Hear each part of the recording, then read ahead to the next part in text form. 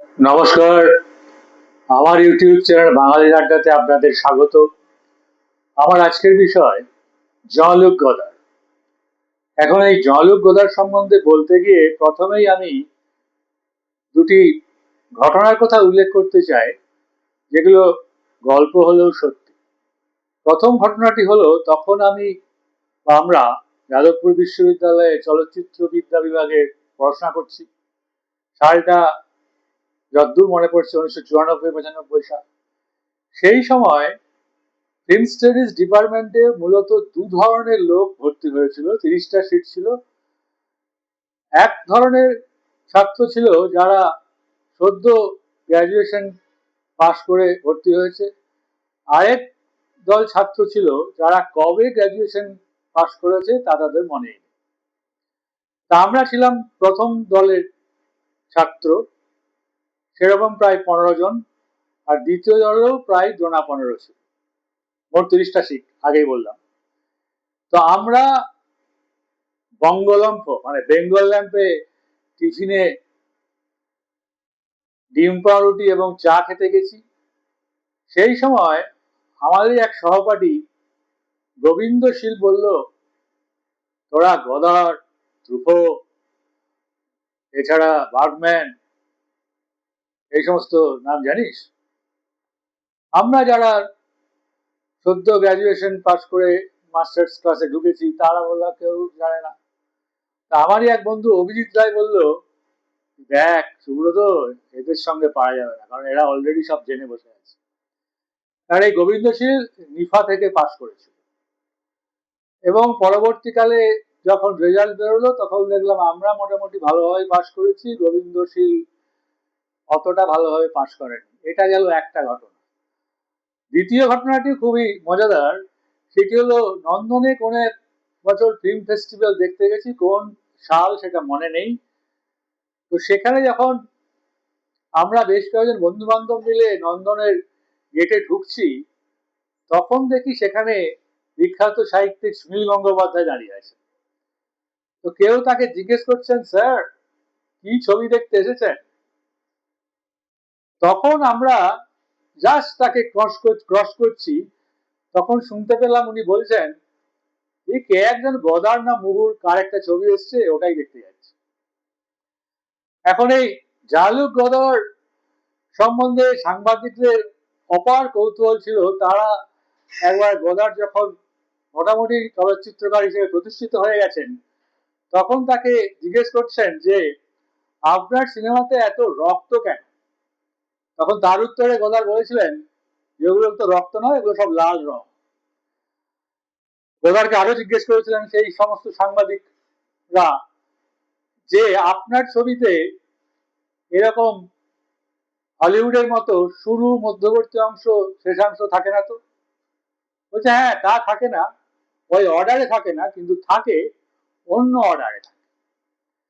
এখন গদার একজন ফরাসি চিত্র পরিচালক, যিনি 13ই সেপ্টেম্বর 2022 সালে 91 বছর বয়সে মারা যান, এবং তিনি ফ্রান্সের নিয়ম অনুযায়ী স্বেচ্ছা মৃত্যু বরণ করেন, কারণ তার মনে হয়েছিল সিনেমাকে তার আর কিছু দেওয়ার নেই।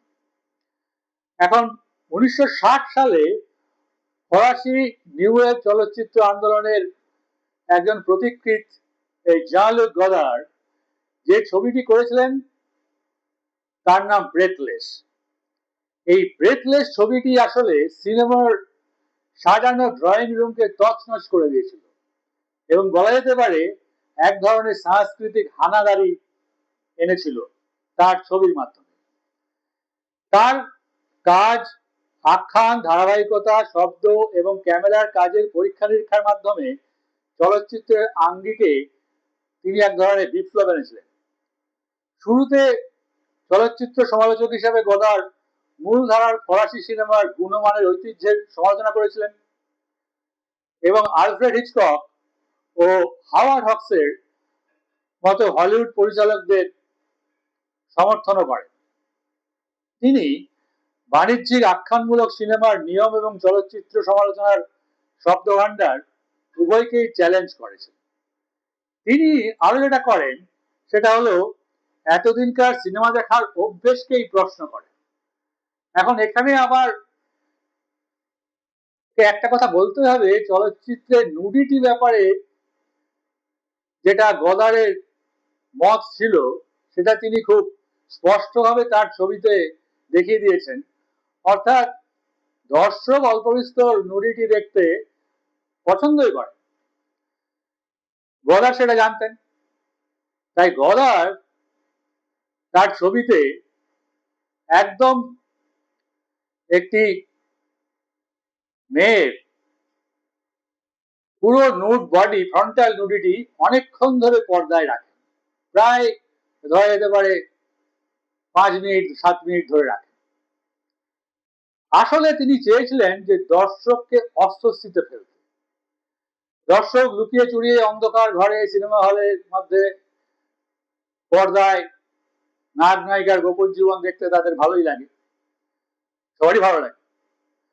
কিন্তু এতক্ষণ ধরে পর্দায় নুডিটি দেখার ফলে দর্শকের মনে হলো যে এবার তো ওটাকে সরানো হোক, তাদের অস্বস্তিতে ফেলাটাই ছিল গদারের কাজ। গদার বলেছিলেন যে তোমার পকেটে 500 700 1000 টাকা আছে মানে তুমি সিনেমা দেখতে যেতে পারো না, তোমাকে হিস্ট্রি অফ আর্ট সম্বন্ধে কিছু জেনে তবেই সিনেমা দেখতে আসতে হবে। অর্থাৎ তিনি যখন কোন একটি সিনেমাতে, কন্টেম্প্ট বলে সিনেমাতে এই মন্তব্যটি করেন, যে যেটা লুমিয়ার ব্রাদার্সরা করেছিলেন, the cinema has no future. এখন যারা লুমিয়ার ব্রাদার্সের এই মন্তব্যের তাৎপর্য জানেন না, তারা ভাববেন যে কোথা থেকে এই মন্তব্যটা এলো, কেন এলো, কানেক্ট করতে পারবেন। অর্থাৎ তিনি প্রথম সিনেমাকে কোট করেন। তার ছবি দেখলে অনেক সময় মনে হয় যে তিনি সিটিজেন কেন সিনেমাকে কোন একটি দৃশ্যকে কোট করছেন। এভাবে গদার সিনেমাতে অনেক কিছু নতুন বিষয়ের আমদানি করেন, যেমন সিনেমাকে কোট করেন, নন লিনিয়ার এডিটিং ব্যবহার করেন, জাম্প কাটের ব্যবহার করেন তার ছবিতে প্রথম। যেটা দেখে চলচ্চিত্র সমালোচকরা বলেছিলেন যে এই লোকটা তো সিনেমা করতেই জানে না, যে ঠিকমতো কাট করে একটা শট থেকে আরেকটা শটকে জুড়তেই পারে না।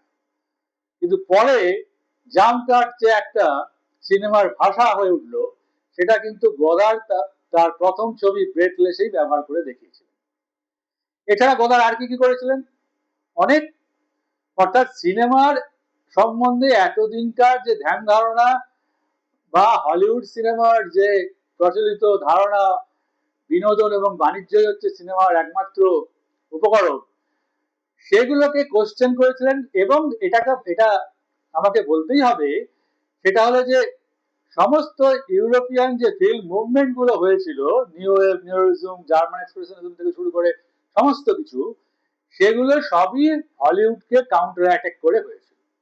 অর্থাৎ হলিউডের ঠিক উল্টো দিকে বসে এনারা এই ধরনের ছবি তৈরি করছিলেন, যেগুলো আসলে মানুষের কথা, সমাজের কথা, সংস্কৃতির কথা বলে, শুধুমাত্র বিনোদন এবং বাণিজ্যের উদ্দেশ্য নিয়ে হয় না। গদার এদিকেই সিনেমাকে, ক্রমাগত সিনেমাকে একটা চিন্তার বিষয় হিসাবে উপস্থাপন করার চেষ্টা করছিলেন, এবং সেখানে তিনি সফল হয়েছিলেন।